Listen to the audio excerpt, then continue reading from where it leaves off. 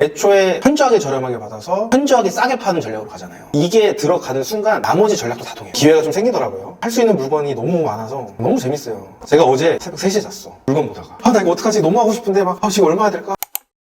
안녕하십니까? 안녕하세요. 자, 오늘의 주제는 빌라 시장 이대로 괜찮나? 빌라가 끝났다 이런 소리가 들리는데 어떻게 생각하시는지? 그럼 일단은 지금 빌라 분위기가 어떻고 빌라 시장의 상황이 지금 어떤지를 좀 말씀을 드려야 될 것 같습니다. 기사를 하나 가지고 왔는데요. 24년도 2월 21일 기사거든요. 아파트 공화국 만내 지난해 주택 매매 4채 중에 3채는 아파트. 한국부동산원의 주택 유형별 거래량을 분석한 지난해 전국 주택 매매 거래 55만 5천 건 정도 가운데 아파트 거래는 41만, 전체의 74%를 차지했고 지금 한국부동산원이 관련 통계를 집계하기 시작한 2006년 이래의 가장 높은 비중이라고 합니다. 2006년부터 지금까지 봤었을 때 제일 높은 비중이다. 아파트 비중이 늘면서 비아파트, 단독주택이나 빌라 매매 거래량과 거래 비중은 통계 작성 이래 가장 낮은 수치로 기록을 했다. 지난해 전국 빌라 매매 거래량은 8만 5천 건으로 전체 주택 매매의 15.4%를 차지했다고 합니다. 그만큼 지금 빌라가 분위기가 별로 안 좋다. 전세 보증금 미반환, 사건 사고가 워낙 많았잖아요. 그리고 전세 사기라든지 전세 피해 보신 분들이 많다 보니까 아파트 선호 현상들이 일어나면서 이런 결과를 가져왔다고 보여집니다. 빌라 시장의 현재 상황입니다. 그러다 보니까 지금 거래 자체가 아파트만 많이 되고 단독주택 빌라 거래량이 굉장히 적어지고 있거든요. 그러면 여기에 또 하나 작용하는 것들이 있습니다. 1, 2인 가구를 위한 신규주택 공급 물량 감소. 그러다 보니까 또 월세가 상승이 되고 주거비 부담이 점점 커지고 있다. 전세 기피 등으로 월세 상승 자극이 되는 거죠. 결국에는 임차인분들은 전세를 갈 수가 없습니다. 월세를 갈 수밖에 없는 상황이 되겠죠. 빌라 전세 사기라든지 보증금 미반환 사건들 때문에 아파트 선호 현상이 많아져서 아파트 거래량이 굉장히 많아진 거거든요. 그런데 사실 아파트와 빌라 사시는 분들이 수요 측면에서 봤을 때 다른 계층이라고 봐요. 빌라 가격과 아파트 가격 차이가 워낙 많이 나기 때문에 전세가 불안하니까 결국에는 또 월세를 가게 되는 거죠. 월세가 사는 사람들이 많아지면 어떻게 돼요? 결국엔 또 월세가 올라갈 수밖에 없는. 국토교통부에 따르면 지난해 전국의 비아파트 인허가 물량은 46,600호에 그치며 1년 전은 94,000호였대요. 1년 전 대비해가지고 반토막이 난 겁니다. 지금 공급이 많이 줄고 있습니다. 근데 줄고 있다라는 건 결국에는 전세라든지 이런 것들이 거래가 좀 활발해져야 되는데 공사하시는 분들 입장에서는 거래가 안 되니까 공사를 아예 안 해버리는 거예요. 최근에 저희 아버지 지인분들을 만났어요. 저희 아버지가 원래 건축을 하셨었거든요. 다주택도 지어서 통으로 매각도 하시고 빌라도 지으셔가지고 분양도 하셨었어요. 그 사장님이 똑같은 일을 하시는데 지금은 아예 공사를 안 하고 있답니다. 아니 그렇게 되면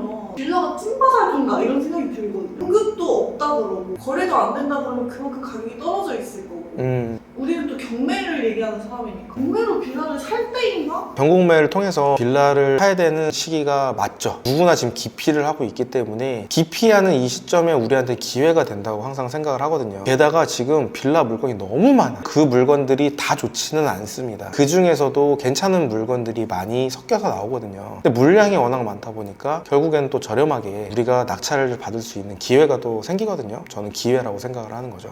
최근에 우리 영상에도 찍었지만 1월 달에 잔금치가 치렀잖아요. 12월에 계약을 하고 분위기 한참 안 좋을 시기였었고 연말에 제가 계약을 했단 말이에요. 연말엔 더더욱 사람들이 잘 안 움직이는데도 제가 매매를 했잖아요. 그거를 하면서 느낀 건 뭐냐면 진짜 싸게 팔아야 돼요. 싸지 않으면 결국엔 안 팔리고 근데 월세 가는 사람들이 많아지다 보니까 당연히 월세가 비싸질 수밖에 없고 주거 비용이 점점 부담될 수밖에 없어요. 그럼 이런 분들은 결국에는 전세로 다시 갈 수밖에 없어요. 아니면 보증보험이든 뭐든 간에 일단 전세는 불안하니까 안정적인 집을 지금 이 시기에 그냥 금매로 사자 이렇게 해가지고 금매를 사는 분들이 지금 많아요. 아파트를 사면 더 좋겠긴 하겠지만 아파트는 너무 비싸니까 쳐다볼 수가 없는 상황이라서 가정이 있고 애가 있는 분들은 결국에는 빌라를 좀 매매를 한다. 이 시기에 그런 전략을 가지고 하시는 게 제일 중요하죠. 1, 2인 가구를 위한 빌라 물건보다는 가족 단위가 살 수 있는 선호도가 높은 빌라를 투자하시고 현저하게 일단 저렴하게 받아야겠죠. 그리고 나서 금매보다 더 저렴한 수준으로 매도를 하시면 단기간에 매도할 수 있는 이루어질 거라고 생각을 합니다. 단기 매도만 빌라 투자를 보시는지. 최우선적으로는 단기 매도로 쳐다봅니다. 단기 매도로 계획을 하고 접근을 하고요. 아까도 말씀드렸지만 애초에 현저하게 저렴하게 받아서 현저하게 싸게 파는 전략으로 가잖아요. 이게 들어가는 순간 나머지 전략도 다 통해요. 첫 번째는 현저하게 저렴하게 낙찰을 받아서 현저하게 저렴하게 단기간에 매매한다라는 걸 1번 플랜으로 가는 거고요. 근데 뭔가 이런 부분들에 있어서 수익이 조금 아쉽다 플러스로 여기는 조금만 있으면 더 오를 것 같은데 가치가 있는 경우, 그런 경우에는 전 전세를 세팅을 하는 경우죠. 근데 웬만하면 단타 형태로 계획을 하고는 있습니다. 현저하게 저렴하게 라는 기준이 제가 딱 조사를 했었을 때 팔린 금액이 딱 나올 거예요. 그 기준으로 해가지고 그래도 최소 한 3천에서 4천 정도 갭을 두고 들어갑니다. 팔리는 가격이 애매하잖아요.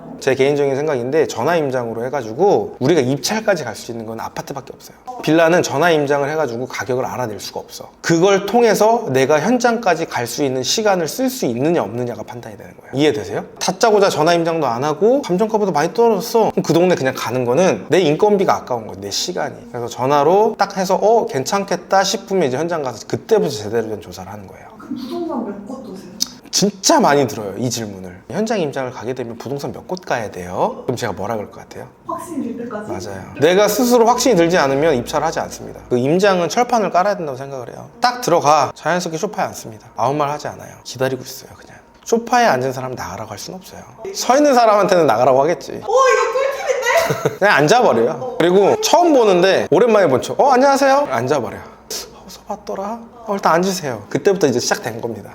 전세 보험 되는 거보다 2, 3천 싸게 받아서 풀피를 놔야겠다. 이런 전략을 생각하시는 분들도 좀 계시더라고요. 시장이 좀 괜찮아지면 팔지. 이런 거에 대해서는 어떻게 생각하세요? 그것도 저는 괜찮다고 봐요. 왜냐면 지금 공시가 기준으로 해서 보증보험이 126%지만 지금 이게 많이 낮아진 거거든요. 근데 그 정도 수준으로 해서 내가 낙찰을 받아서 전세 보증보험 내에 전세를 세팅을 할 수 있다. 그럼 모피 또는 풀피가 되는 거거든요. 그런 투자는 저는 괜찮다고 봅니다. 그게 저는 최후의 보류예요. 단타를 목적으로 했다가 최악의 경우에는 이거라도 놔야 되거든요. 그걸 놨었을 때 내가 투자금이 너무 많이 묶인다? 그럼 나한테 부담이 되거든요. 부담이 되지 않는 선, 그 정도까지는 저는 괜찮다고 봅니다. 무피 정도는 괜찮은 것 같습니다. 그러면 월세 정도는 어떻게 생각하세요?